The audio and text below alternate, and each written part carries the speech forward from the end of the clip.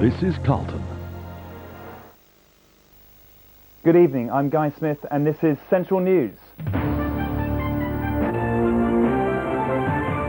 Coming up, a father is accused of killing his 2 young sons. Job cuts as pottery moves work abroad. Plus clearing up, but there's more to come. Police have now charged 2 men in connection with a suspected real IRA bomb attack in Birmingham. A car bomb failed to go off at Smallbrook Queensway near the Bullring last November. A 33-year-old man and a 24-year-old man were arrested in Northern Ireland last week. They're appearing before magistrates in London tomorrow. A 43-year-old father has been charged with murdering his 2 young sons. They were found stabbed to death in a car. Stephen Wilson is also accused of assaulting his wife and threatening to kill her. This report from Keith Wilkinson. Stephen Wilson arrived at West Bromwich Magistrates Court this morning, his face covered with a blanket. He was charged with murdering his 2 young sons and causing actual bodily harm to his wife, Denise Wilson, and making threats to kill her.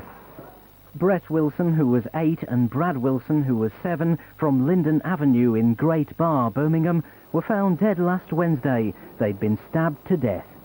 Their bodies were found in a Daihatsu car parked behind outbuildings at Hilltop Golf Course at Handsworth in Birmingham. Their father was remanded in custody to appear before Wolverhampton Hilltop Golf Course at Handsworth in Birmingham. Their father was remanded in custody to appear before Wolverhampton Crown Court on February the 22nd. Stephen Wilson appeared in the dock for just a few minutes. He was handcuffed at first to a prison officer, but the handcuffs were removed when his solicitor objected. She said it was a breach of his human rights.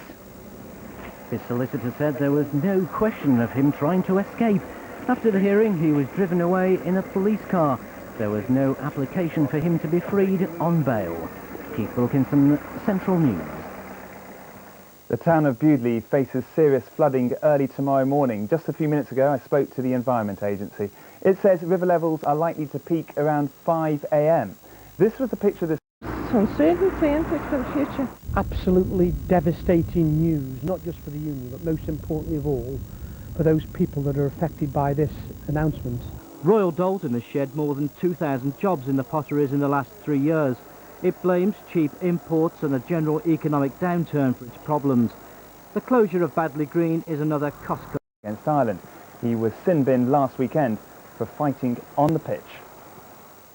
Just one football result, and in Division 2, Port Vale won 1-0 away to Cambridge United. Well, that's it. We're back as usual tomorrow morning. Bye-bye.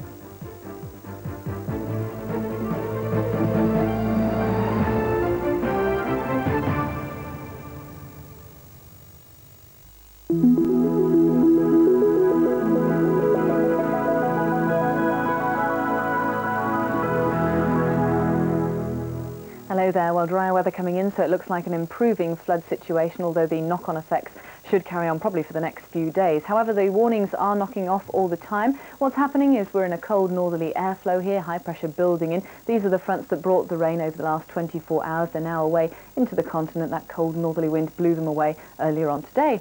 So for the rest of tonight then, clearing skies and some very cold temperatures, sub-zero values, so a widespread ground frost. Do beware tomorrow morning, that will carry across, and so few slippery roads in places, but still some good sunshine to greet us, so a bright and chilly start. By the afternoon, temperatures will be up to only around 5 or 6 Celsius. It's a lot colder than it has been of late, but it's about what you'd expect for mid-February, and much the same for Friday. Bye-bye. Central 10-day weather line 09063 66 60 66.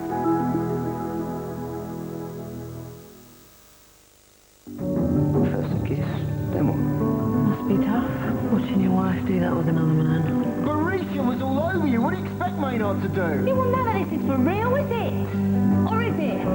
Are you still holding